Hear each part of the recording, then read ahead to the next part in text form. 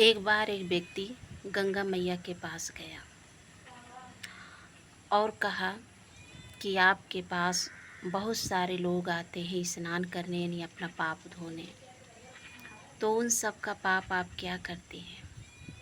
गंगा मैया बोले, मेरा काम है पाप धोना तो मैं धो देती हूँ, मैं उन सब का पाप क्या करूँगी, मैं तो बादल को देती हूँ। तो व्यक्ति बादल के पास गया और कहा, जो गंगा मैया पाप देती हैं तो आप क्या करते हैं? बादल ने कहा, मैं तो सागर को देती हूँ। तो वो व्यक्ति सीधे सागर के पास गया तो सागर से भी वही जवाब मिला। तो सागर ने कहा, जो पाप हमें मिलता है मैं बादल बनके उन लोगों के ऊपर ही बरसता।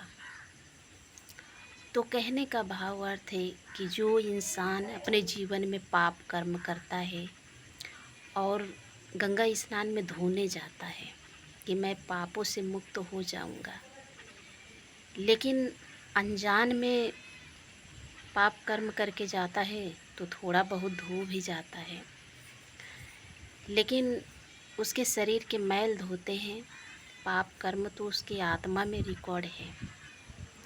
तो गंगा स्नान करने से कोई मुक्त नहीं होता है। यदि गंगा स्नान करने से कोई पापों से मुक्त हो जाए तो इंसान पाप करे और गंगा स्नान में जाकर धो ले, क्या बड़ी बात है। तो पापों से कभी मुक्त नहीं होता है, एक भावना लेकर जाता है। तो जो पाप कर्म होता है इंसान के ऊपर ही सागर बरसता है, यानी लौट के उसके पास ही आता है कभी न कभी। इसलिए इंसान कभी न कभी दुखी होता है, तन से मन से रोगी बनता है, कभी संबंधों से, नहीं तो जीवन में कभी दुखी ही नहीं होता है। तो ये भावना मत रखिए कि हम पाप कर्म करेंगे और गंगा स्नान में जाएंगे, नहा लेंगे, फिर हम पापों से मुक्त हो जाएंगे।